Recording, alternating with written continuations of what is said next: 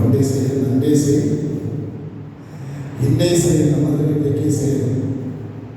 இப்பொழுதே நமக்கு அனுக்கிற காலமாக இருக்கிறது. கர்த்தர் தாமே நமக்கு எல்லாத்துக்கும் கிருபை தேவையாக இருக்கிறது. ஆண்டோடைய நடத்துதல் நமக்கு தேவையாக இருக்கிறது. கர்த்தர் தாமே வருகிற காலங்களில் நம்முடைய நடுவிலே அவர் மகிமைப்படுவாராக. அல்லேலூயா. கர்த்தருடைய பரிசுத்த நாமம் மகிமைப்படுவதாக. இன்றைக்கு கர்த்தருடைய வார்த்தைக்கு நேராக நாம் கடந்து செல்வோம். எடுத்த வாசிக்கலாம் எபிரேயர் 1ஆம் அதிகாரம் வசனத்தை வாசிப்போம்.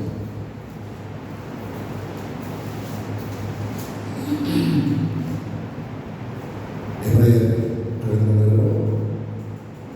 3ஆம் அதிகாரம் 14வது வசனத்தை வாசிக்கிறேன்.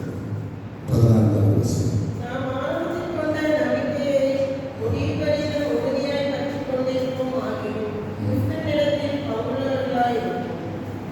நாம் ஆரம்பத்திலே கொண்ட நம்பிக்கையை முடிவு பரியந்தமும் பற்றி கொண்டிருப்போமானால் நாம் கிறிஸ்தவனிடத்திலே பங்குள்ளவர்களாக இருக்கிறோம்.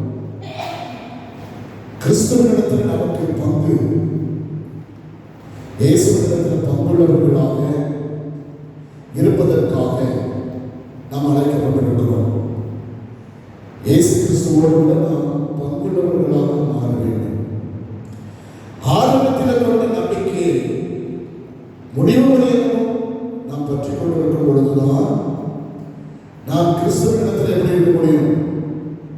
பங்குள்ளவர்களாக மாற முடியும். ஆண்டவரிடத்தில் பங்குள்ளவர்களாக மாறும். அவருடைய எல்லா காரியங்களும், எல்லா ஆசீர்வாதத்திற்கும் பங்குடையவர்களாக, அவர் எல்லாத்துக்கும் எல்லா காரியங்களும் அவரோடு நாம் பங்குள்ளவர்களாக. இந்த பூமியிலே சரி, கர்த்தரோடு கூட நமக்கு ஒரு பங்கு இருக்கணும். அந்த பங்கு நம்ம அவரோடு கூட பங்குள்ளவர்களாக இருக்க வேண்டுமானால், ஒரு இடத்துல யோவான் 11ஆம் அதிகாரத்தில் இயேசு பேதுருவினிடத்தில் சொல்லும் பொழுது, பேதுருவினிடத்தில் சொல்றார், நான் கால்களை கழுவாவிட்டால் எனக்கு உன்னிடத்தில் எனக்கு பங்கில்லை என்று இயேசு சொல்வதை பாருங்க.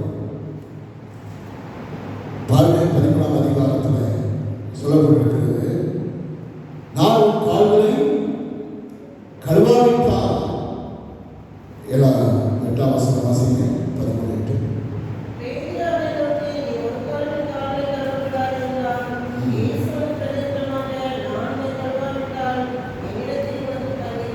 என்னிடத்தில் உனக்கு பங்கில்லை. இயேசு சொல்றாரு. இயேசு பஸ்கா பண்டிகையை ஆசரிக்கும் பொழுது சீஷர்களோடு அனுசரித்து கொண்டிருந்தார். அப்பொழுது பேதுருவோடு சொல்லுகிறார், பேதுரு இடத்துல வந்து உன் கால்களை நான் கழுவாவிட்டால் உனக்கு என்னிடத்தில் பங்கு.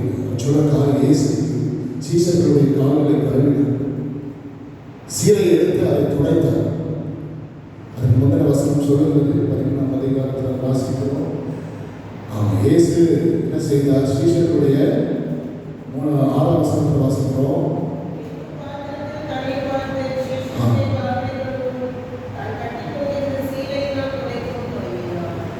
சீலையினாலே துடைக்கவும் அப்படி செய்தார். இயேசு ஒரு மாதிரியை காண்பித்தேன்னு சொல்றார். அதுக்கு இடையில சொல்லும்போது, நான் உங்களுக்கு மாதிரியை காண்பித்தேன். ஆண்டவர் ரட்சகருமாகிய இயேசு நமக்கு என்ன செய்திருக்கிறார்? 13வது வசனத்தில் நீங்கள் வாசிக்கும் பொழுது, நீங்கள் என்னை போதகர் என்றும் ஆண்டவர் என்றும் சொல்வது சரிதான். நீங்கள் சொல்லுகிறபடியே நான் அதுதான்.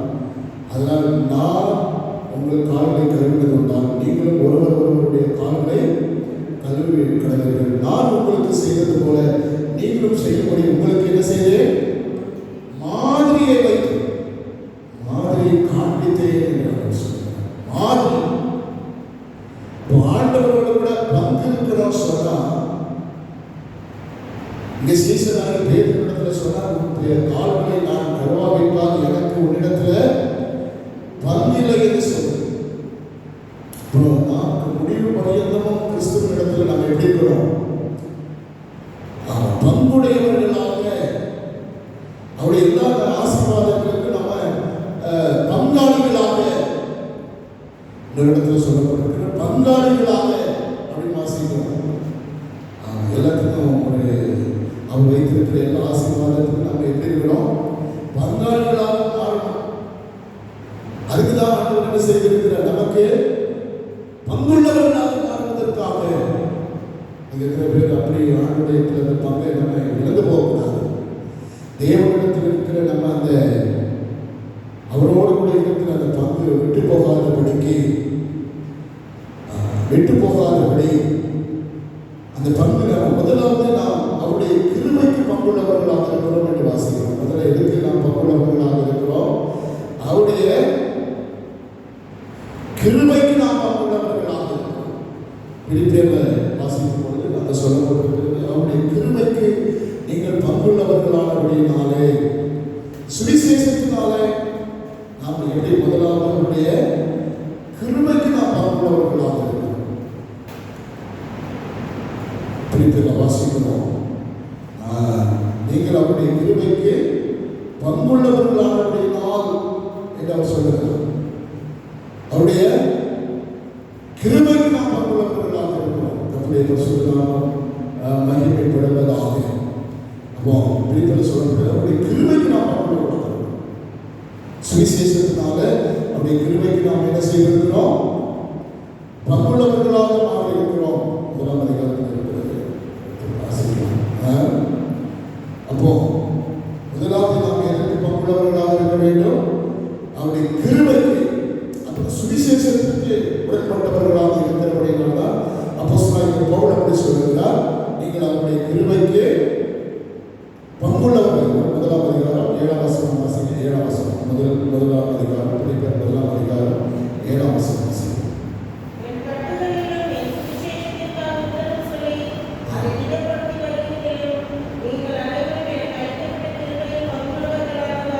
எனக்கு அளிக்கப்பட்ட கிருபைக்கு என்ன இருக்கிறோம்?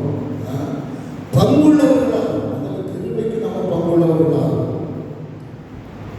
அது எனக்கு அளிக்கப்பட்ட கிருபைக்கு சுவிசேஷத்தினால நம்ம சுவிசேஷம் அறிவிக்கிறதுனால எத்தனையோ பாடுகள், கஷ்டங்கள், உபத்திரவங்கள் வந்தது. அப்போஸ்தலனாகிய பவுலுக்கு சுவிசேஷத்து நிமித்தம் தான் பாடு, சுவிசேஷத்து நிமித்தம் தான் கஷ்டம், சுவிசேஷத்தை அறிவிக்கிறதுனால பவுல் சொல்றது, நான் சத்தியத்தை சொல்றதுனால உங்களுக்கு சத்துருவாயிடும் அப்படின்னு சொல்றேன். எதனால எதனால அவர்கள் வந்து அந்த கிருபைக்கு பங்குள்ளவர்களாக உபத்திரவத்தில் சுவிசேஷ பாடுகள் வரும். இயேசு கிறிஸ்துவின் நிமித்தமாக அதில் கிருபை வரும். சுவிசேஷத்தில் தான் கிருபை. அந்த ரட்சிப்பு நம்முடைய கிருபை ரட்சிப்பும் சுவிசேஷத்தினால் வருது. கிருபையினால விசுவாசத்தை கொண்டு ரட்சிக்கப்பட்டிருக்கிறது உங்களால் உண்டானது அல்ல, இது தேவனுடைய ஈவு. கிருபையில நமக்கு கிருபைக்கு பங்கு வேண்டாம். சுவிசேஷத்துல ஊழியங்களை நாம் ஆண்டவருடைய சுவிசேஷத்தை செய்யணும், ஊழியத்தை செய்யணும். அவருடைய ஊழியத்துக்கு நீங்க எல்லாரும் ஒத்துழைக்கிறபடியா அவர் சொன்னார், அந்த கட்டுகளுக்கான உபத்திரவங்களுக்கும் நீங்கள் பங்குள்ளவர்கள், என் கிருபைக்கு பங்குள்ளவர்களாக நல்ல ஊழியத்தில் செயல்படுறாங்களோ அவங்களாம் அவருடைய கிருபைக்கு எப்படி இருக்கிறாங்க? இந்த அவர் முடிவு வரையிலும் நினைத்திருந்தால்தான் நாம் எனது கிறிஸ்துவுக்குள்ளே நாம் அறிக்கை பண்ணுகிற அறிக்கையை முடிவு வரையிலும் பற்றி கொண்டிருந்தால்தான் நாம் கிறிஸ்துவ பங்குள்ளவர்களாக மாறணும் சொன்னார். முதலாவது நாம் அவருடைய கிருபைக்கு நாம் பங்குள்ளவர்களாக இருக்கணும். தேவனுடைய கிருபையை இழந்துவிடக்கூடாது. அநேக தேவனுடைய கிருபையை இழந்து விடுகிறார்கள். அநேக காரியங்கள் நிமித்தமாக தேவனுடைய கிருபை பொய்யான மாயை பின்பற்றுகிறவர்கள் தங்களுக்கு வருகிற கிருபையை ஒருவர் கிருபை இழந்து போகாதபடிக்கு எச்சரிக்கையாக இருக்கிறார்கள் என்று சொல்லப்பட்டிருக்கிறது. எபிரேயரில் சொல்லப்படும் ஒருவரும் தேவனுடைய கிருபையை இழந்து போவார். 12ஆம் அதிகாரம் 15வது வசனம் வாசிக்கும் பொழுது அங்க சொல்லப்படும், ஒருவரும் தேவனுடைய கிருபையை இழந்துவோம். கிருபை நமக்கு இலவசமாய் கிடைச்சிருக்கு. தேவன் கொடுத்திருக்கிறது எல்லாம் கிருபை தான். எல்லாம் கிருபை. கிருபை பாடம் மட்டும் போதாது. கிருபை கிருபை கிருபை பாட்டு மட்டும் பாட, கிருபை கிருபை கிருபை கிருபை கிருபை கிருபை அப்படி நிறைய பாட்டு இருக்கு. கிருபையில நிறைய பாட்டு. கிருபை ரொம்ப பிடிக்கும். ஏன் கிருபை ரொம்ப பிடிக்கும் சொல்லுங்க? கிருபையா பிடிக்கும். ஆமென். கிருபை எல்லாருக்கும் ரொம்ப இஷ்டம். ஆமா, கிரேஸ். கிருபை, தேவனுடைய கிருபை. தேவனுடைய கிருபையை நாம் பெற்றிருக்கிறோம். ஆண்டவருடைய கிருபையை நாம் இலவசம். அவருடைய பரிபூரணத்தினாலே நாம் எல்லாரும் கிருபையிலே இங்க வாசிக்கிறோம். யோவான் வாசிக்கும் பொழுது சொல்லப்பட்டிருக்கிறது, அவருடைய முதலாம் அதிகாரத்தில் வாசிக்க. யோவான் முதலாம் அதிகாரத்தில் அவருடைய கிருபையினால், கிருபையின் பரிபூரண, அவருடைய பரிபூரணத்தினாலே நாம் எல்லாரும் கிருபையிலே கிருபை மேல கிருபை. இன்னைக்கு கிருபை ரொம்ப மலிவாய் போயிடுச்சு. கிருபை எப்படி கிடைச்சிருக்கிறது? இயேசு தன்னுடைய சிலுவையில அவர் கிருபையை வெளிப்படுத்தி இருக்கிறார். பாடுபட்டு அவர் நமக்கு கிருபையை சம்பாதித்து கொடுத்திருக்கிறார். கிருபையை அவர் சம்பாதித்து கொடுத்திருக்கிறார். அவருடைய கிருபை ஈவா கொடுத்திருக்கிறார் நமக்கு. அல்லேலூயா. இன்னைக்கு கிருபை சொன்னா நமக்கு எல்லாருக்கும் ஒரு இது இருக்கிறது. பரவாயில்ல, எப்படியோ கிருபையினால நாம் ரட்சிக்கப்பட்டிருக்கிறோம். கிருபையினால பரிசுத்தாவின் அபிஷேகத்தை பெற்றிருக்கிறோம். எல்லாம் கிருபை தான். நம்ம பெற்றிருக்கிறது எல்லாமே கிருபை தான். அல்லேலூயா. 1:16 வாசிங்க. யோவான் 1:16. அவருடைய கிருபையினாலே எல்லாரும் கிருபையின் மேல கிருபை. அவருடைய பரிபூரணத்தினால, கிறிஸ்துவினுடைய பரிபூரணத்தினால இயேசு கிருபை. அவர் எப்படி வந்தாரு? இயேசு எப்படி வந்தார்? அதே அதிகாரத்தில் சொல்ற 1:14 வாசிங்க. 1:14 சொல்றப்ப, அவர் கிருபையும் சத்தியமும் நிறைந்தவராய் கடந்தார். இயேசு கிருபை நிறைந்தவராய். அதுதான் கிருபை இருக்கிறது, சத்தியமும் இருக்கு. கிருபையும் சத்தியமும் இணைந்திருக்கிறது. ஆமா, சத்தியம் இருக்கு. சத்தியம் ரொம்ப இருக்கு. சத்தியம் எப்படி இருக்கு? ஒரு பட்டயம் போல இருக்கு. சத்தியங்கிறது பட்டயம். இருபுறமும் கருக்குள்ள பட்டயம். வசனம் சொல்லுகிறது. எபிரேயர் வாசிக்கிறோம். எபிரேயர் 4:4 அதிகாரத்தில் வாசிக்கும் பொழுது சொல்லப்பட்டிருக்கிறது, கர்த்தருடைய வசனம் எப்படி இருக்குதா? இருபுறமும் சத்தியம் எப்படி இருக்கிறது? பட்டயமாக இருக்கு. இரண்டு புறமும் கருக்குள்ள பட்டயம். ரெண்டு பக்கமும் வேண்டும். பாத்தீங்களா? சத்தியம் வந்து பட்டயம். கிருபை, ஒருவனுக்கு கிருபை இருக்கிறது. கிருபை என்ன செய்கிறது? மன்னிக்கிறது, தயவு செய்கிறது. அதுதான் கிருபை. மன்னிப்பு, தேவனிடத்திலிருந்து மன்னிப்பை பெற்றுக் கொள்கிறது தான் கிருபை. கிருபை என்றால் தேவனிடத்திலிருந்து மன்னிப்பை பெற்றுக் கொள்வது கிருபை. ஆனால் சத்தியம் ஒரு பக்கம் இருக்கிறது. சத்தியம், கிருபையும் சத்தியமும் இருக்கணும். ரெண்டும். இன்னைக்கு தேவ கிறிஸ்தவர்களுக்குள்ள என்ன இருக்கிறது? சில கிருபை இருக்குது, ஆனால் சத்தியம் இல்லை. சத்தியத்தை என்ன செய்யணும்? 4ஆம் அதிகாரம் 12ஆம் வசனம் சொல்கிறது, தேவனுடைய வார்த்தையை இருபுறமும் கருக்குள்ள எந்த பட்டயத்திலும்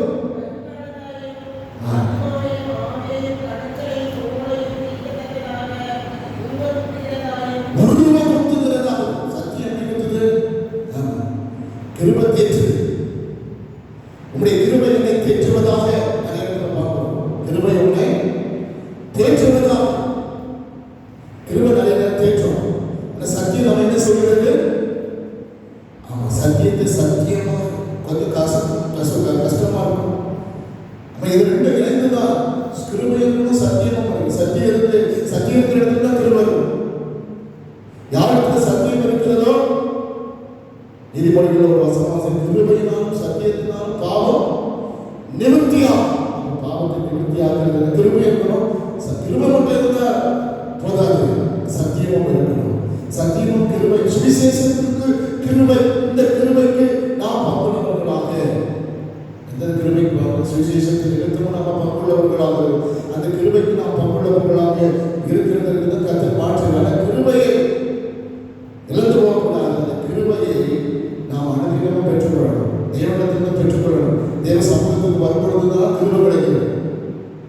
எங்க கிருபை கிடைக்கும்? கிருபை தேவனிடத்திலிருந்து மாத்திரம் கிருபை, ஆண்டவரிடத்துல கிருபை கிடைக்கும். உங்களுடைய கண்களில் எனக்கு கிருபை, அல்லேலூயா. உங்களுடைய கண்களில் எனக்கு கிருபை கிடைத்தது. மோசே சொன்னான், ஆண்டவரே நோவாவுக்கும் கர்த்தருடைய கண்களிலே சொல்ல மாட்டேன். அல்லேலூயா. நோவாவுக்கு என்ன கிடைத்தது? கண்களிலே கிருபை கிடைத்ததுனால்தான் அத்தனை பேரும் அழிவில் இருந்தோம். நோவா மாத்திரம் அவருடைய குடும்பமும் தப்புவிக்கப்பட்டதுன்னா அதுதான் கிருபை. அல்லேலூயா. கிருபை அவனை தப்புவித்தது, அந்த அழிவிலிருந்து தப்புவித்தது. சத்தியம் தான் பேரை அவனை பாதுகாத்தது. கிருபை தப்புவிக்கிறது, சத்தியம் பாதுகாத்தது. அவனை கடைசி அரகாத்து மலையில போய் அந்த பேரை விட்டது. எங்க விட்டது? ஆமா, அரகாத்து மலை வரைக்கும் கொண்டு போனது என்னதுன்னா சத்தியம். நம்ம சத்தியம் தான் நடக்கும். அல்லேலூயா. அரகாத்து மலையில இருக்கும் பொழுது ஏன் அப்படின்னா அந்த சத்தியத்தை காண்பிக்கிறது. சத்தியத்தின்படி நடக்கும் பொழுதுதான் பாதுகாப்பு. சத்தியத்தை நம்ம பாதுகாப்போம். இந்த வசனத்தை கைக்கொண்டு நடக்கும். அதுதான் சுவிசேஷம் அறிவிக்கப்பட்ட சுவிசேஷத்தை சத்தியம். சுவிசேஷத்தில் இருக்கிறது நற்செய்தி தான். நற்செய்தி தான் சுவிசேஷம். இவைகளெல்லாம் உங்களுக்கு நற்செய்தியால் அறிவிக்கப்பட்டு வருகிறது என்று நாம் வாசிக்கிறோம் இல்லையா? இந்த வாசிக்க உடனே வாசிக்கும் பொழுது நம்ம சொல்லப்பட்டிருக்கிறது. இவைகளெல்லாம் உங்களுக்கு நற்செய்தியாக இப்பொழுது அறிவிக்கப்பட்டது. இவைகள் பார்க்கிறதற்கு தேவதூதர்களும் உற்று பார்க்கிறதற்கு ஆசையாக இருக்கிறார்கள் என்று சொல்லப்பட்டிருக்கிறது. 1 பேதுரு வாசிக்கும் 1 பேதுரு 1ஆம் அதிகாரம். இப்பொழுது பரலோகத்தில் நடக்கிற பரிசுத்த ஆவியானவரை 12ஆம் வசனம் வாசிக்கிறேன். தங்கள் நிமித்தம் அல்ல, நமது நிமித்தமே இவைகளெல்லாம் நமக்கு தெரிவிக்கிறது என்று அவர்களுக்கு வெளிப்படுத்தப்பட்டது. பரலோகத்திலிருந்து அனுப்பப்பட்ட பரிசுத்த ஆவியினாலே உங்களுக்கு சுவிசேஷமாய் பிரசங்கிக்கப்பட்டு இப்பொழுது உங்களுக்கு அறிவிக்கப்பட்டு வருகிறது. இவைகளை உற்று பார்க்க தேவதூதர்களும் ஆசையாக பரலோகத்திலிருந்து அனுப்பப்பட்ட பரிசுத்த ஆவியினாலே உங்களுக்கு சுவிசேஷத்தை பிரசங்கித்தவர்களை கொண்டு இவைகள் அறிவிக்கப்பட்டு வருகிறது. ஆமென். சுவிசேஷத்தை பிரசங்கிக்கிறவங்களை கொண்டு நமக்கு என்ன அறிவிக்கப்பட்டு வருகிறது? ஆமா, கிறிஸ்துவினுடைய நற்செய்தி நமக்கு, அந்த சுவிசேஷம், அந்த சத்தியம் நமக்கு அறிவிக்கப்பட்டு வருகிறது. அதன் மூலமாக தான் சத்தியமும் கிருபையும் நிறைந்தவராக தான் இயேசு பூமியில இந்த வரும்பொழுது அவர் சத்தியம் நிறைந்தவராக சத்தியம் இருந்தது, கிருபையும் இருந்தது.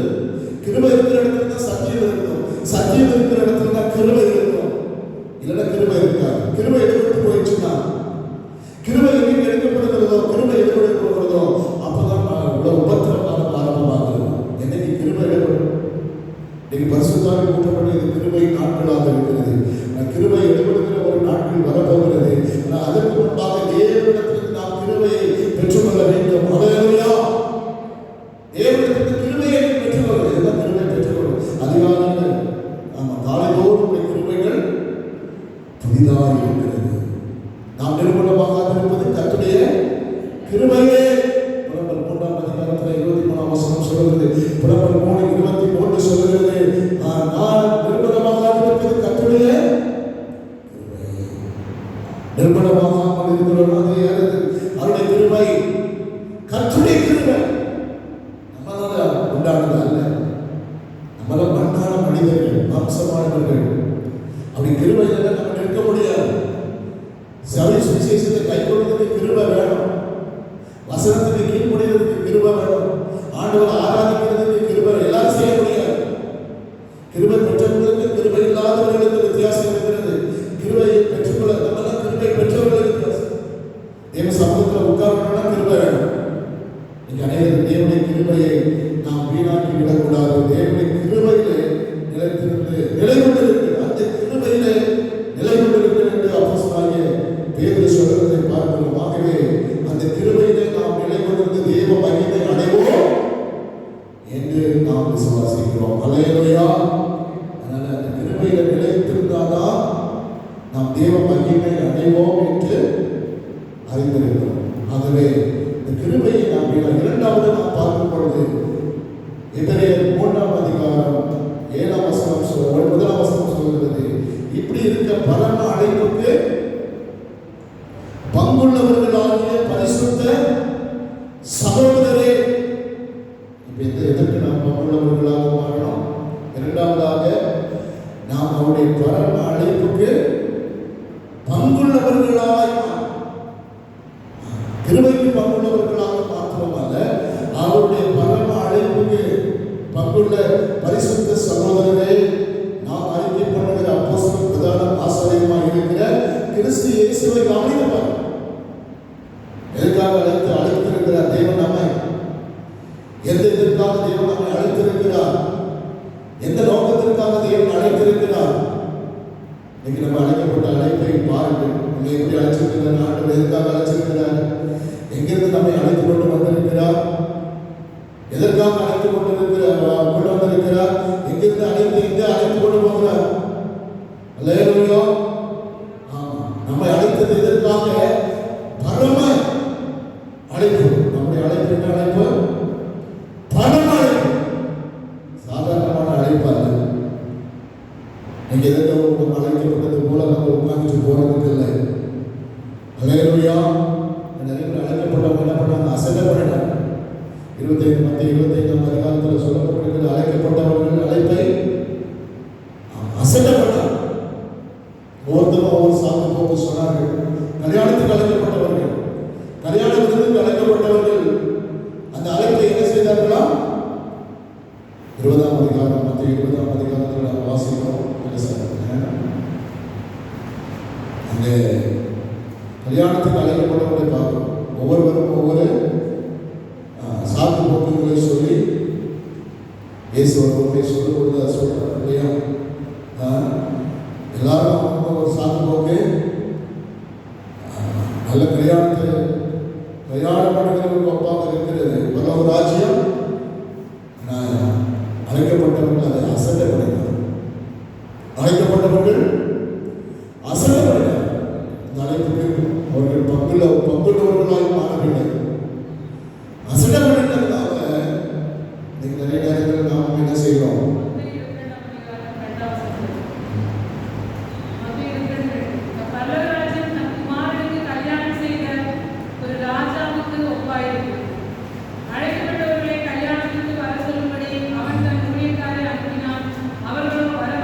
வர மனதில்லாதவர்களாக இருந்தார்கள். 5ஆம் வசனத்தில் அசட்டை பண்ணினார். முதல்ல வர மனதாக இருந்தார், மனதில்லாத இருந்தார்கள். முதல்ல பாருங்க, அவங்களுக்கு மனசு இல்லை. 2வது 5ஆம் அதிகாரத்தில் அவங்க என்ன பண்ணாங்க? அசட்டை பண்ணாங்க. 8ஆம் வசனத்தில் சொல்லப்பட்டிருக்கிறது அபாத்திரத்தால் போனாங்க. இங்க வாசிக்கிறோம் 8ஆம் வசனத்தில் அபாத்திரமாய் அவர்கள் அதற்கு அபாத்திரமாய் போனாங்க. பார்த்தீங்களா? முதல்ல மனதில்லாத இருந்தார்கள், 2வது அசட்டை பண்ணினார்கள், 3வது அபாத்திரமாய் போனாங்க. அழைப்பு கேட்டு அதுக்கு என்ன செய்யல? அழைப்புல வரல. இதுக்காக தேவன் நம்ம அழைத்திருக்கிறார். பரம அழைப்பு. நம்முடைய அழைப்பு சாதாரண. உலகத்தில் நிறைய காரியங்களுக்கு அழைப்பு வருது. வேலைக்கு அழைப்பாங்க. சில காரியங்களுக்கு என்ன செய்யறாங்க? திருமண அழைப்புதல் அச்சிட்டு கொடுக்குறாங்க. கூட்டங்களுக்கு அழைப்பு கொடுக்குறாங்க.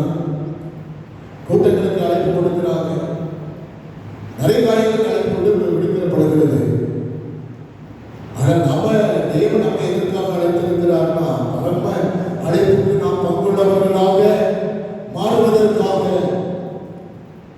பல்லவ ராஜ்யத்திற்கு அந்த அழைப்பு தான் அழைக்கப்பட்டவர்கள் தான் பல்லவ ராஜ்யத்தில் போக முடியும்.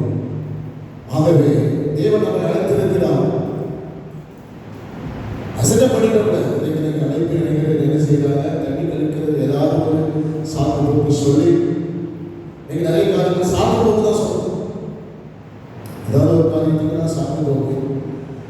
அவங்க என்ன பண்றாங்க? அந்த அழைப்பில் இருந்து போகிறவர்களாக இன்னைக்கு அனைவரும் காணப்படுவதை பார்க்கிறோம். அழைப்பை காத்துக்கொள்ள வேண்டும். அழைப்பை காத்துக்கொள்ளணும். ரொம்ப முக்கியம்.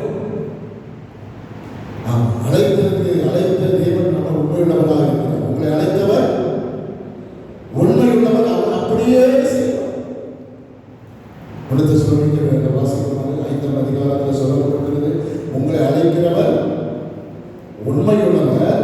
அவர் அப்படியே அவர்களை பரிசுத்தமாக்கி உங்கள் ஆவி ஆத்மா சரீரம் முழுவதையும் பரிசுத்தமாக்கி குற்றமற்றதாகவும் மாசற்றதாகவும் மாற்றி உங்கள் கொண்டு போய் சேர்க்கிறதுக்கு அவர் உண்மையுள்ளவர். அல்லேலூயா. அழைத்தவர் உண்மையுள்ளவர். அழைக்கப்பட்டவர்கள் அழைச்சவர் உண்மையுள்ளவர்களாக இருக்கிறார். அழைக்கப்பட்டவர்கள் எப்படி இருக்கிறோம்னா நம்ம உண்மையா இருக்கிறோமா? அல்லேலூயா. நம்ம அதற்கு உண்மையாக இருக்கிறது இல்லை. அழைத்த தேவனுக்கு நாம் உண்மையுள்ளவர்களாக இருப்பதில்லை. இதற்காக அழைத்திருக்கிறாரோ ஆமென். நயங்காட்டி அழைத்திருக்கிறார். எங்க அழைத்தாரோ நயங்காட்டி அழைத்தார். வனாந்தரத்துக்கு நம்ம ஓசியா வாசிக்கிறோம். 2ஆம் அதிகாரம் 14ஆம் வசனம் வாசிங்க. 2:14. அதுக்கீழ சொல்றாரு, நித்திய விவாகத்துக்கு நியமித்துக் கொண்டு உண்மையாக நியமித்துக் கொண்டே சொல்றாரு. அது வாசிங்க. முதல்ல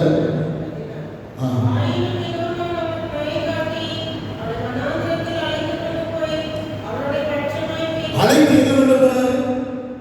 வனாந்தரத்தில் கொண்டு போறாரு. வனாந்தரத்தில் கொண்டு போய் பட்சமாய் பேசி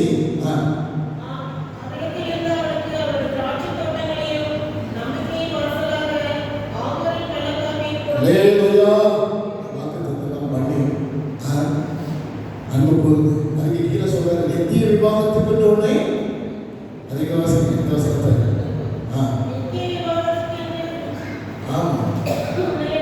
ஆண்டவர் அழைக்கிறாரு. என்ன சொல்றாரு? நித்திய விவாகத்துக்கு உன்னை நியமித்துக் கொள்வேன். உண்மையா? இதெல்லாம் சாதாரண இப்ப நடக்கிற விவாகம் நடக்குது, கல்யாணம் நடக்குது, கல்யாணம் நடக்குது, இப்போ திருமணம் நடக்குது. அங்கங்க திருமண காரியங்கள், திருமணம், கல்யாணம், விவாகம் நடக்கிறது.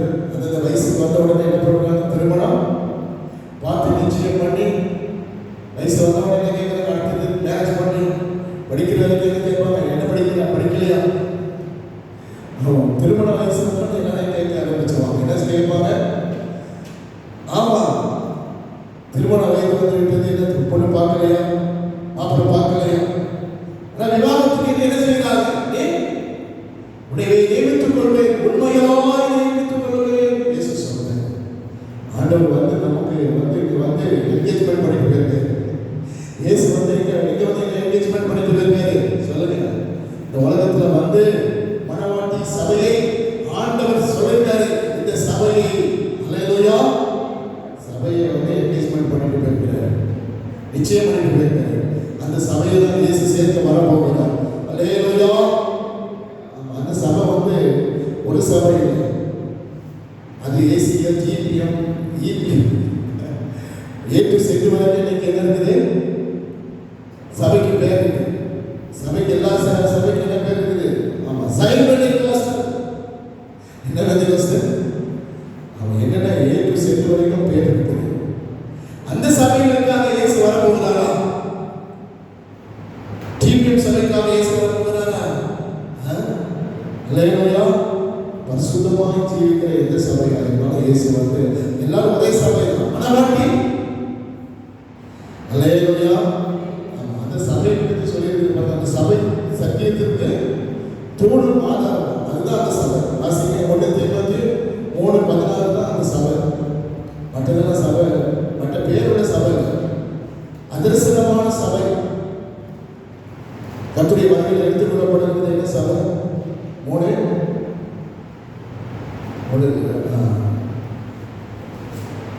அந்த சபை சத்தியத்திற்கு தோடும். 2 தீமோத்தேயு 2ஆம் அதிகாரம் சொல்லியிருக்கிறார். அந்த சபை சத்தியத்திற்கு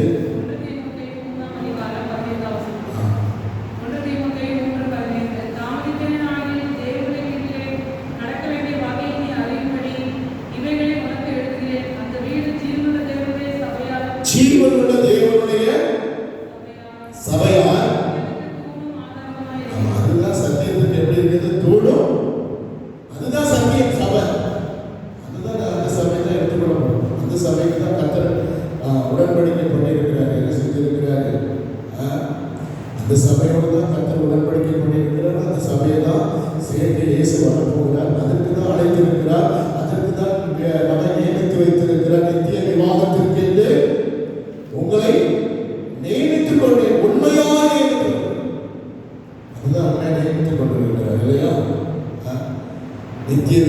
விவாகத்திற்கு கர்த்தர் நம்மை நியமித்திருக்கிறபடியினால, அந்த விவாகத்திற்கு நம்மை ஒப்பு கொடுத்தபடியினால நம்ம என்ன செய்யணும்? கிறிஸ்துவுக்காக வாழ வேண்டியது. கிறிஸ்துவுக்காக வாழணும். யாருக்காக வாழணும்? கிறிஸ்துவுக்காக வாழணும், சபைக்காக வாழணும். அவர்தான் விவாகம் பண்ணுவதற்கு இணையப்படப்படுத்து. நம்ம ஆட்டுக்குட்டியான வாசிக்கிறோம். ஆட்டுக்குட்டியானுடைய இங்க வாசிக்கிறோம். வெளிப்படுத்தின விசேஷத்தில் பாருங்க, ஆட்டுக்குட்டியானுடைய கல்யாண நாள். அப்போ ஆட்டுக்குட்டியான என்கேஜ்மெண்ட் பண்ணிருக்காருங்க. ஓசியார் 2ஆம் அதிகாரத்தில் என்கேஜ்மெண்ட் பண்ணியிருக்காரு.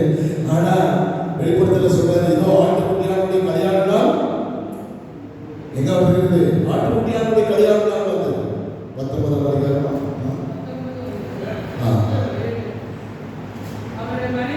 நாம் சந்தோஷப்பட்டு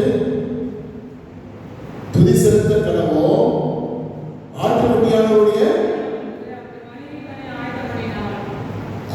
இப்ப யாரு? மனைவி. அப்புறம் யாரு? மனவாட்டியா இருக்கிறவருக்கு நல்ல சீட்டி சிங்காரிச்சு சொல்லலாம், மேக்கப்லாம் போட்டு அதுக்காக ஸ்பெஷல் மேக்கப் ஆளுங்களை வர வச்சு.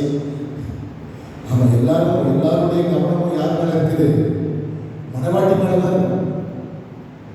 எல்லாருடைய கவனமும் மனவாட்டி. அப்படி அவங்க ட்ரெஸ் மேலே அவங்களுடைய இது போடுறாங்க. என்ன போடுறாங்க இப்போ? கவுன் ஒயிட் அப்படி சொல்லிக்கிறாங்க. அப்போ அந்த மனவாட்டி அப்போ நல்ல. ஆனால் இப்போ மனைவியில் என்ன இருப்பாங்க? மனைவி எப்படி இருக்காங்க? கருத்து கருவாடா இல்லையா? அவங்க மனைவி நிறைய வேலை, நிறைய பாடு.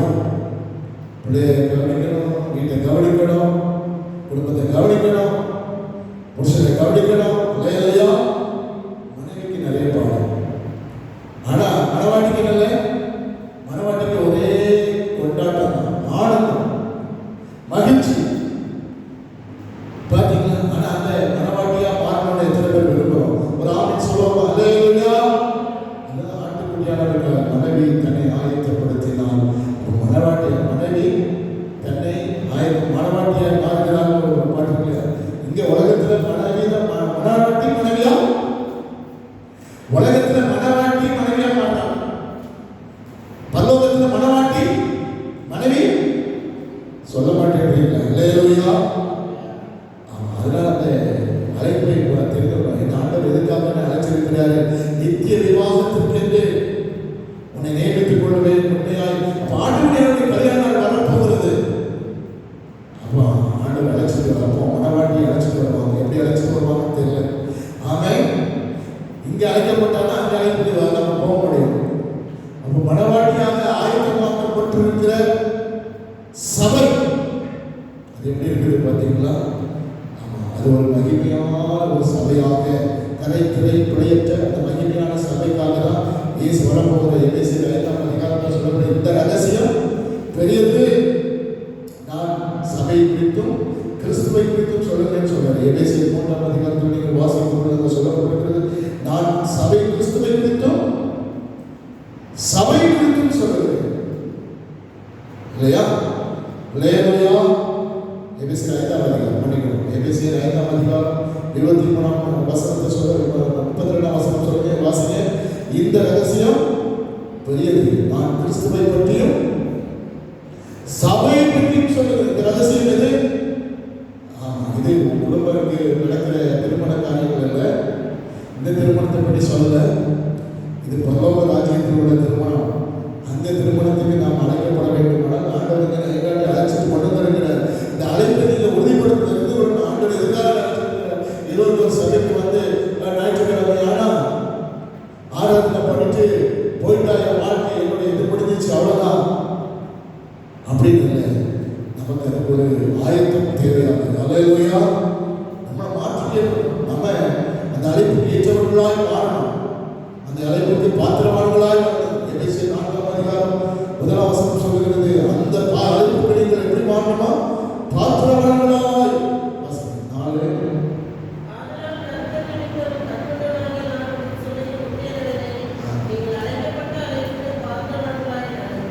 பாத்திரவான்களாய். அல்லேலூயா. ரொம்ப அசால்ட் பண்ணக்கூடாது. என்ன செய்யக்கூடாது? நிறைய பேர் அப்படி தட்டி கழிச்சுட்டு போயிடும். இன்னைக்கு சிலர் சொல்லுவாங்க பாருங்க, எப்படி எப்படிதான் தொடச்சி விட்டு போடுவோம். சிலர் சொல்லுவாங்க என்னது எதையுமே என்ன பண்றது, ஒரு காதல் வாங்கி ஒரு காதல் விட்டுட்டு போயிட்டே இருப்பாங்க. அதனால யாருக்கு நஷ்டம்? ஆமென். அழைப்பை தெரிந்து கொள்வதிலையும் ஆபிரகாம் அழைக்கப்பட்டார், லோத்து அழைக்கப்பட்டார். ஆனால் லோத்து அழைப்பை என்ன செய்தார்? இடையிலேயே இழந்து விட்டார். அழைப்பு ஆபிரகாமுக்கு ஒரே அழைப்பு தான், லோத்துக்கு ஒரே அழைப்பு தான். ஆனால் லோத்து ஆபிரகாமுடைய அழைப்போடு கூட லோத்து இணைந்து வந்தான். ஆனால் அழைப்பிலிருந்து அவன் என்ன செய்தான்? அவன் திசை மாறிட்டான்.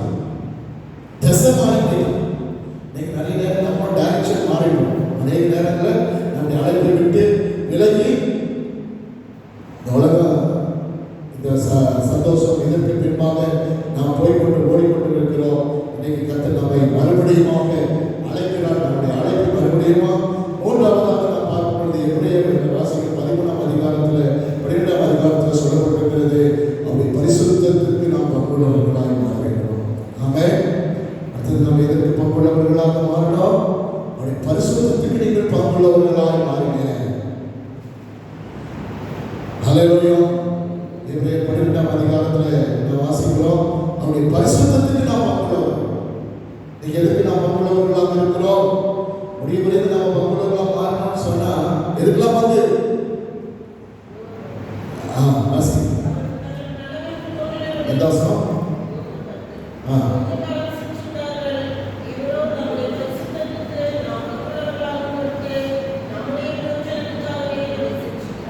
அவருடைய பரிசுத்தத்திற்கு நாம் பங்குள்ளவர்களாக பொருட்டு எதுக்கு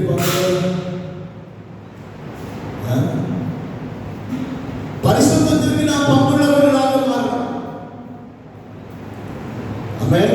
பரிசுத்தம் கிறிஸ்துவின் பரிசுத்தம், இயேசு பரிசுத்தம். அவருடைய பாவம் அறியவில்லை, பாவம் செய்யவில்லை, அவரிடத்துல பாவம் இல்லை. 3 காரியம் இருக்குது இல்லையா? 2 கொரிந்தியர் 5ஆம் அதிகாரம் கடைசி வசனத்தை வாசிக்கும் பொழுது என்ன சொல்லியிருக்கிறாங்க? வாசிங்க. 2 கொரிந்தியர், நாம் அவருக்குள் தேவ நீதியாகும்படிக்கு பாவம் அறியாத அவரை நமக்காக பாவம் ஆக்கினார். அப்போ பாவம் அறியாதவர் இயேசு கிறிஸ்து குழந்தைங்களுக்கு பாவம் அறிவுடைய பாவத்தை குறித்து அறிவுடைய, ஆனால் வளரும் பொழுது என்ன வந்து பாவத்தை குறித்து அறிவு வருது. வளர்ந்த பிறகுதான் பாவத்தை குறித்து அறிவு. நன்மை எது, தீமை எது, நல்லது எது, கெட்டது எது. ஆனால் இயேசுக்கு இருந்த கேரக்டர் என்ன பாருங்க, சுபாவம். அவருடைய பரிசுத்தம் எப்படிப்பட்டது? அவருடைய பரிசுத்தம் எப்படிப்பட்டது? பரிசுத்தம். அவர் பரிசுத்தர். அவர் பரிசுத்தர் ஆகியால் நீங்கள் உங்கள் நடக்கைகள் எல்லாவற்றிலும் அவரை போல பரிசுத்த நடக்கை உள்ளவர்களாக இருக்கிறது என்று வாசிக்கிறோம். எபிரேயர் சொல்லப்பட்ட 3ஆம் அதிகாரம் எபிரேயர் வாசிக்கிறோம். 2வது பாவம் இல்லை. இயேசுவிற்கு பாவம் அறியவில்லை, அவரது பாவம் இல்லை, அவர் பாவம் செய்யவில்லை.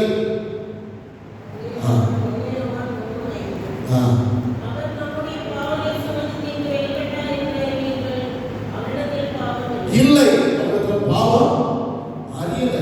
முதல்ல அறிஞ்சாதான் பாவம். பாவம் எப்படி வருது? அறியறதுனால தான் பாவம். நன்மை தீமை கனியை வெளிச்சத்தின் கனியை அவர்கள் அறிந்த பொழுதுதான், அறியாத வரைக்கும் பாவம் இல்லை. நன்மை தீமை அறியத்தக்க கனியை புசித்த போது அவர்கள் என்ன செய்தார்கள்? கண்கள் திறக்கப்பட்டது. அவருடைய கண்கள் திறக்கப்பட்டது. நீங்க நிறைய பேருக்கு எதையாவது அறியணும்னு ரொம்ப ஆசை. செல்போன்ல போகும்போது அதை என்ன இருக்குதுன்னு பார்க்கும் பொழுது அதில் நிறைய தேடுதல் காரியங்கள் வரும். ஏன்னா டேடி கரெக்ட் தானே,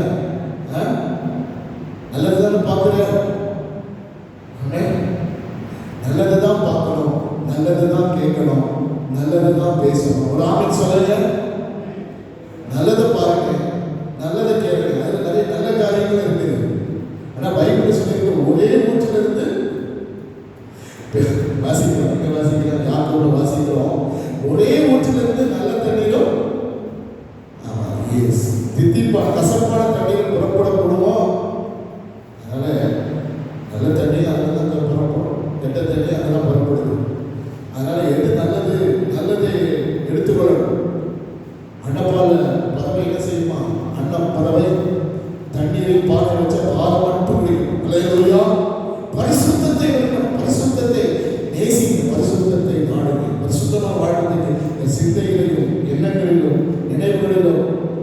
செயல்களிலும் நாம் பரிசுத்தம் உள்ளவர்கள். இயேசு கிறிஸ்துவை போல பரிசுத்தமுடையவர். பேதுருல 2ஆம் அதிகாரம் பாவம் அவர் செய்யவில்லை. 2ஆம் அதிகாரத்தில் இருக்கிற பேர் அவர் தேடிட்டு இருக்கிறார். அதை கண்டுபிடிச்சு கொடுத்து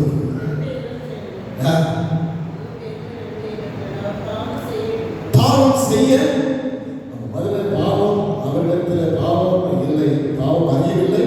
2வது பாவம் இல்லை, 3வது பாவம் செய்யவில்லை. ஏதாவது கூட சொல்லிட்டு போக சீக்கிரம் முடிக்க பாசம் அப்படின்றாங்க. அல்லேலூயா, ஆமென். ஏதாவது ஒரு பாவமாக நம்ம இப்போ என்ன பண்ணணும்? இப்போ பசி இருக்குது. இன்னைக்கு நிறைய பேருக்கு அப்படிதான் இருக்குது. உட்கார்ந்து வசனத்தை கேட்கிறதுக்கு விருப்பம் இல்லை, நேரம் இல்லை. மற்றதுக்கெல்லாம் நேரம் இருக்குது, எல்லாத்துக்கும் நேரம் இருக்கிறது, எல்லாத்துக்கும் சமயம் இருக்கிறது. இந்த வசனத்தை கேட்கிறது மட்டும் பிடிக்க கசக்கும். இது கசக்குது. அல்லேலூயா, நல்லது உங்களுக்கு பிரயோஜனத்துக்காக. அதனால பரிசுத்தத்தை நாடும். பரிசுத்தமாக இருக்க யார் அதற்கு 11ஆம் அதிகாரத்தில் வாசிக்க பரிசுத்தமாக இருக்க நாடுங்கள். என்ன நடக்குமா? பரிசுத்தமாக இருக்க யாவரோடும் சமாதானமாய் கூடுமானால் யாவரோடும். பரிசுத்தமும் சமாதானமும் ரொம்ப முக்கியமா இருக்கு. ஆமென். பவுல் அதான் எழுதுறாரு, யாவரோடும் பரிசுத்தமானவர்களாய் இருக்க, பரிசுத்தமாக இருக்க நாடுங்கள். யாவரோடும் நம்முடைய சிந்தைகள் பரிசுத்தமாக இருப்பதாக நம்முடைய எண்ணங்கள் பரிசுத்தம். அதுக்காக தான் சிக்ஷை வரும். தப்பு பண்ண உடனே ஆண்டு சில சிக்ஷைகளை கொடுக்குறாரு. ஆமென். ஆமா, தண்டனை வருது, ஆண்டு தண்டிக்கிறார். ஏன்னா அன்பு கொடுக்கிறதுனால தண்டிக்கிறார். ஒரு ஆமென் சொல்லுங்க. மற்றவங்களுக்கு அந்த சிக்ஷை கிடையாது. நீங்களே யாரு? தேவபுத்திரர்களாக மாறணும். அதுக்காக தான் உங்களுக்கு இந்த சிக்ஷை. நீங்க தேவபுத்திரர்களாக மாறணும்னா உங்களுக்கு சிக்ஷைகள் கிடைக்கும். இல்லை நானும் மாடு மாதிரி ஆடு மாடு கழுத அப்படி இருக்கிறேன்னு சொன்னா ஒரு ஆமென் சொல்லுங்க. ஒரு சிக்ஷையும் நேற்று சொன்னேன், வாரினாலும் கடிவாளத்தினாலும் கிட்டி சேராத கோவே கழுத. கோவே கழுத மாதிரி இருக்காது. கோவே கழுத சிக்ஷை அற்பமா இல்லாதீங்க. சிக்ஷை என்ன செய்யக்கூடாதா? அற்பமா இருக்கக்கூடாது. சிக்ஷை நல்லதுதான். அல்லேலூயா. கஷ்டம் வந்து பாசிட்டிவ் எவ்வளவு பாடல்கள் வருது. நல்ல கர்த்தரோட பரிசுத்தத்துக்கு நேராக நடத்துகிறார் என்று நாம் அறிந்து கொள்ள வேண்டும். கர்த்தருடைய பரிசுத்த நாமத்திற்கு மகிமை உண்டாகட்டும். அடுத்ததாக நாம் பார்க்கிறோம், அவருடைய திவ்ய சுபாவத்திற்கு நாம் பங்குள்ளவர்களாக மாற வேண்டும். வாசிப்போம். 1 பேதுரு 2 பேதுரு 3ஆம் அதிகாரத்தில் வாசிக்கிறோம். அவருடைய திவ்ய சுபாவத்திற்கு நாம் பங்குள்ளவர்களாக மாறணும். எதுக்கு பங்குள்ளவர்களாக மாறணும்? அவருடைய குணநலங்களுக்கு நாம் இயேசுவோடு மாறணும். அல்லேலூயா. 2 பேதுரு 1:4 வாசிக்கிறோம். 1:4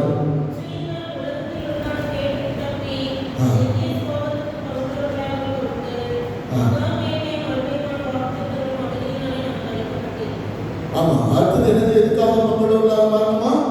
திவ்ய சுபாவம். அவருடைய திவ்ய சுபாவங்களுக்கு நாம் பங்குள்ளவர்களாக மாறணும். இன்னைக்கு நிறைய பேருக்கு குணத்தை மாற்றுறதே கிடையாது. குணம் மாறவே மாட்டேன். பிறவி குணம் போகாது. சிலருக்கு அந்த குணம் அந்த அப்படி குணம் மாறணும். நல்ல குணமா மாறணும். கிறிஸ்துவின் குணமா மாறணும். வேற எந்த குணமும் இந்த உலகத்துல வேற யாரும் மாதிரி நம்ம மாற வருவதற்கு இயேசு அதுக்கு தான் நமக்கு இந்த உலகத்துல வரணும். இயேசுவை கூட மாறணும். எத்தனை பேருக்கு இயேசுவை கூட மாறணும் வருது? அல்லேலூயா. இயேசுவின் தாழ்மை. இயேசு சொன்னார், நான் சாந்தமும் மனத்தாழ்மையுமாக இருக்கிறேன், என்னிடத்தில் கற்றுக்கொள்ள. இயேசுவிடத்துல இருக்கிற சாந்தம், அமைதல், பொறுமை, தாழ்மை இதெல்லாம் இயேசுல இருக்கிறது. இயேசுக்கு அன்பு இருக்கிறது. அவர் அன்புள்ளவர். அல்லேலூயா. அவர் நேசமுள்ளவர், பாசமுள்ளவர். இயேசு எப்படியுள்ளவர்? நேசமுள்ளவர், பாசமுள்ளவர். அதனால இயேசுடைய அன்புள்ளவர் அவர். அவருடைய அன்பு பாவிகளை நேசிக்கிறார். பரிசுத்தவான்களை மட்டும் நேசிக்கல, பாவிகளை நேசிக்கிறார். ஒரு ஆமென் சொல்லுவோமா? நம்ம நேற்று வரைக்கும் பாவிகள், இன்னைக்கு பரிசுத்தவான்கள். நம்மளை யாரு? நேற்று வரைக்கும் பாவிகள். இன்னைக்கு அந்த பாவிகள் தான் கர்த்தர் பரிசுத்தவான்களா மாற்றி இருக்கிறார். ஒரு ஆமென் சொல்லுங்க. முரட்டு மனமுள்ளவங்களை கர்த்தர் மாற்றி எவ்வளவு நல்ல குணங்களை மாற்றி இவரா சில சொல்றாங்க, நான் எத்தனை மணி ஜெயிலுக்கு போன தெரியுமா? ஜெயிலுக்கு போனவங்களெல்லாம் கர்த்தர் மாற்றி விடுறதா இருக்கிறாங்க.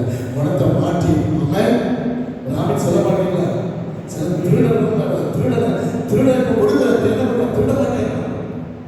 முன்னாடி திருடுறவங்க இருப்பாங்க, திருட்டு போனோம் என்னாச்சு திருட்டு புத்தி.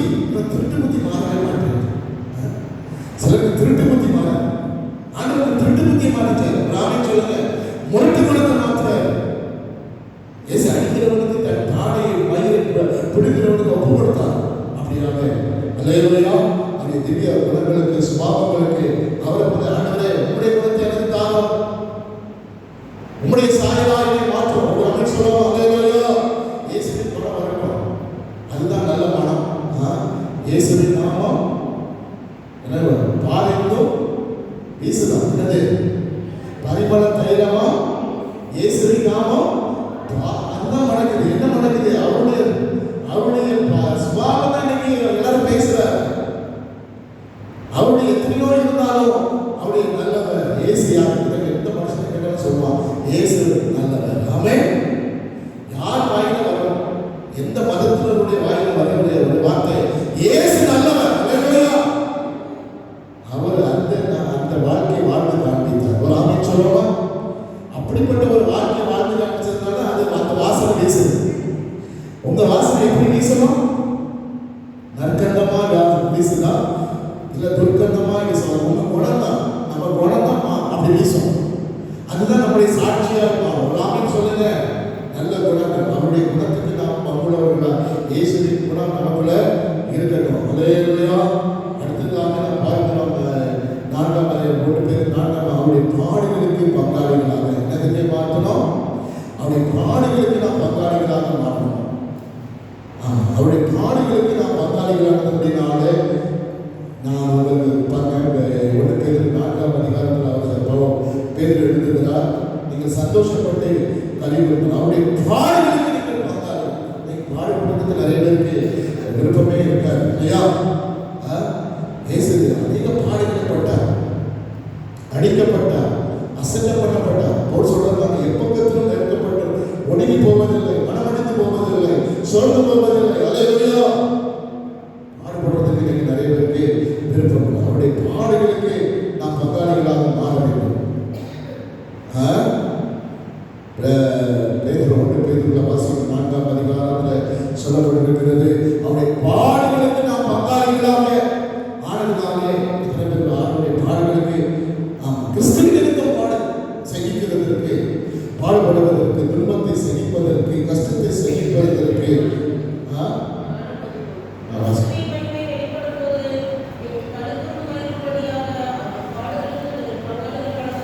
அவருடைய பாடுகளுக்கு நீங்கள் பங்காளிகளானதுனால எத்தனை பேர் அவருடைய பாடுகளுக்கு நம்ம பங்காளியாகும்? அங்கே எப்போ நொறுக்கப்படுத்தார், அவர் அடிக்கப்பட்டார், அநேக பாடுகள் பட்டார். இயேசு நிறைய பாடு. எதனால பாடு? செய்யாத தவறுகள் கூட பாடு. அல்லேலூயா. அவர் செய்யாத தவறுகள் நம்ம மேல சொல்லி குற்றம் சாட்டி நாம் இயேசுக்கு எதுக்காகவே பாடுபட்டாருன்னா அவர் செஞ்ச எந்த தவறுமே பாடுபடும். அவளுக்கு ஒரு தப்புமே இல்லை இல்லையா? அவளுக்கு ஒரு குற்றமும் காணலன்னு சொல்லி பிலாத்து கை கழுவினான். அப்படி கை கழுவிட்டான். ஒரு குற்றத்தை இவர்கள் காணல, இவருடைய ரத்தப்படிக்கு நான் நீங்களாக்கி இருக்கிறேன்னு சொல்லி பிலாத்து கை கழுவிட்டான். அந்த அளவுக்கு அவர் நல்லவர்.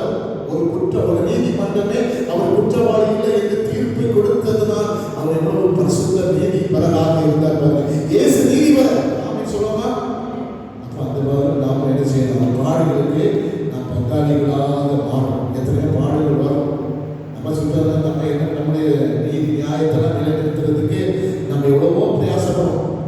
உடனே சொல்லுவோம், உடனே யாராவது அவனுக்கு நம்ம 10 வார்த்தை சொன்னால நம்ம மனசு என்ன செய்யுது? ஆண்டுதா பேசிட்டு போட்டோம், திட்டிட்டு போட்டோம். நிறைய பேர் சூடு சோதனை இல்லை போல நினைச்சுவாங்களோ, அப்படிதான் நம்ம நிறைய பேர் என்ன பண்ணிடுவோம்? இவன் எவ்வளவு திட்டா வாங்கிட்டே இருப்பான் பாருங்க, ரொம்ப நல்லவன் அப்படின்னு சொல்லக்கூடாது. இவன் எவ்வளவு அடிச்சாலும் தாங்குவான் அப்படின்னு நம்மளை நினைக்கிறக்கூடாதுன்னு நினைக்கிறாங்க. அப்படிதான் அடிய வாங்கணும். சொல்லுங்க, அவன் இயேசு பவுல் அப்போஸ்தலன் எல்லாரையும் துன்பப்படுத்தினவர், எல்லாரையும் உபத்திரவப்படுத்தினவர். ஆனால் அவரை குறித்து சொல்லப்பட்டிருக்கிறது, கல்லெறியை பற்றி செத்து அவரை தூக்கி வெளியே போட்டாங்க. எல்லாரும் கல்லெறிந்து அவர் கொண்டு தூக்கி போட்டாங்க. ஆனால் அவர் மறுபடியும் எழுப்பி எந்த ஊரில் கல்லெறிந்தார்களோ அதே இடத்துல போய் சுவிசேஷத்தை சொன்னார்.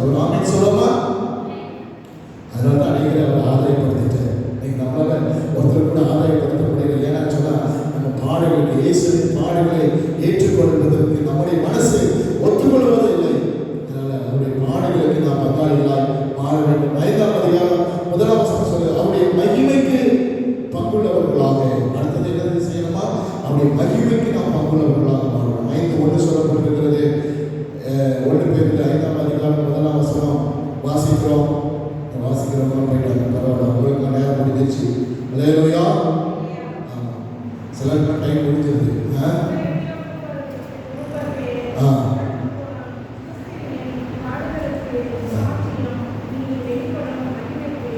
இனி வெளிப்படும் மகிமைக்கு பங்காளியாக, இனி வெளிப்படும் மகிமைக்கு நாம் பங்காளியாக இருக்கிறேன் என்று பவுல் அப்பா பேருக்கு நல்ல நிச்சயம்.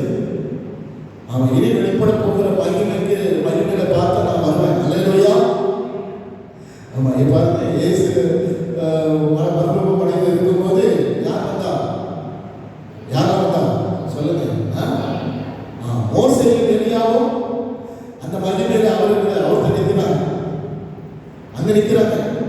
அவர் மகிமை குறித்து பேசிக் கொண்டிருக்கிறார்கள். இயேசு மகிமையில வெளிப்பட போவா. ஆமா, எத்தனை பேருக்கு அதுல நம்பிக்கை இன்னைக்கு நிறைய பேருக்கு. அல்லேலூயா. எங்க மகிமை எந்த உலகத்துல நல்ல பிரைட்டா ஏதாவது ஒரு பேக்கப் போட்டு பிரைட் பண்ணலாமா? இதுல கொஞ்சம் மேன்மை அடையலாமா, மகிமை அடையலாமா? உலகத்துல என்னென்ன மகிமை இருக்குதோ, உலகத்துல என்ன சம்பாதித்தாலும் கடைசியில மாயையும் மனதுக்கு மாயை மாயை மாயை. ஆனா மகிமை உங்களுக்கு மாயை வேணுமா, மகிமை வேணுமா? அல்லேலூயா. இன்னைக்கு நிறைய பேர் மாயையை தான் நம்பிட்டு இருக்கிறாங்க. ஆமாம், இதெல்லாம் காண்பதெல்லாம் காணாததுதான் நிச்சயம். இனி வெளிப்படுகிற மகிமை சாதாரண மகிமை இல்லை. அந்த மகிமைக்கு அவர் பங்குள்ளவராக மாறுகிறார். கர்த்தருடைய பரிசுத்த நாமத்துக்கு மகிமை உண்டாகட்டும். அடுத்தது வெளிப்படுத்தல் 20 சொல்லப்பட்டிருக்கிறது, அவருடைய உயிர்த்தெழுதலுக்கு பங்குள்ளவர்களாக. முதலாம் உயிர்த்தெழுதலுக்கு பங்குள்ளவன் பாக்கியவானும் பரிசுத்தவானுமாக இருக்கிறான். அவன் மேல இரண்டாவது மரணத்துக்கு அதிகாரம் இல்லை. இரண்டாவது அடுத்ததாக கடைசியாக நாம் பார்க்கிறோம், அவருடைய உயிர்த்தெழுதலில் பங்குள்ளவர்களாக. முதலாம் உயிர்த்தெழுதலில் பங்குள்ளவன் 7 வருஷம் சொல்றாங்க. ஒவ்வொரு முதல் 5 வருஷம் தான் முதலாம் உயிர்த்தெழுதல் என்று அழைக்கப்படுகிறது. இரண்டாவது 2 உயிர்த்தெழுதல் ஒன்று அநீதிமான் உயிர்த்தெழுதல், கடைசி உயிர்த்தெழுதல். ஆனால் அந்த முதலாவது உயிர்த்தெழுதல் நாம் முதல்ல இயேசு கிறிஸ்து வரும்பொழுது நாம் உயிரோடு எழுப்ப வேண்டுமானால், இயேசு சீக்கிரம் வரப்போகிறார். அவர் வரும்பொழுது கிறிஸ்துவுக்குள் மறைத்தவர் 6 மாசம் 26 வெளிப்படுத்தல் 26 வாசிக்கிறோம். முதலாம் உயிர்த்தெழுதலுக்கு நம்ம அந்த உயிர்த்தெழுதலில் பங்கு பெற வேண்டுமானால், ஆண்டவருக்கு அவருடைய அந்த அறிக்கையை முடிவு முறையதான் நாம் பற்றி கொண்டிருப்போமானால், நாம் இயேசு இடத்துல உங்களுக்கு பங்கு வேண்டுமா வேண்டாமா? அதற்கு கடை சொன்னார். அவர் பேதுருவிட்ட சொன்னார், நான் உன் கால்களை கழுவாவிட்டால் எனக்கு உன்னிடத்தில் பங்கு. இன்னைக்கு நிறைய பேர் ஆண்டவர்கிட்ட பங்கு இல்லாதவர்களாகவே இருக்கார். ஆண்டவருக்கும் அவர்களுக்கும் எந்த ஒரு சம்பந்தமும் இல்லாமல். ஆனால் இவ்வளவு பெரிதான பங்கை நாம் பெற்றுக்கொள்ள வேண்டியதாக இருக்கிறது. நமக்கு முன்பாக ஒரு பெரிய பங்கு இருக்கிறது. அல்லேலூயா. அதை நாம் மறுபடி இயேசு வரும்பொழுது அவன் அவனுக்கு நான் அழைக்கும் பலன் என்னோடு கூட வருகிறது என்று எல்லா கட்டளை கூடி ஒப்பு கொடுப்போம். ஆண்டவர்கிட்ட ஹல்லேலூயா ஹல்லேலூயா ஹல்லேலூயா ஸ்தோத்திரம். ஆண்டவரே, பங்குள்ளவர்களாய் மாறணும். அவருடைய பரிசுத்தத்துக்கு நாம் பங்குள்ளவர்களாய் மாறணும். அவருடைய குணங்களுக்கு நாம் பங்குள்ளவர்களாய் மாறணும். நீங்க அனைவருக்கு அந்த பங்கு வேண்டான்னு உட்கார்ந்து இருந்தீங்கன்னா நான் சொல்லுவேன், பங்கு வேணும்னு சொல்லணும். இன்னைக்கு நிறைய பேருக்கு அதெல்லாம் பங்கு இல்லை. ஆண்டவர்ல பங்கும் இல்லை, பாக்கியம் இல்லை. கண்களை மூடி ஒப்பு கொடுப்போம். ஆண்டவரே, என்னை நான் உங்களுடைய சமூகத்தில் நான் ஒரு பங்காளியாக இயேசு வரும்பொழுது மகிமையில வெளிப்படும் பொழுது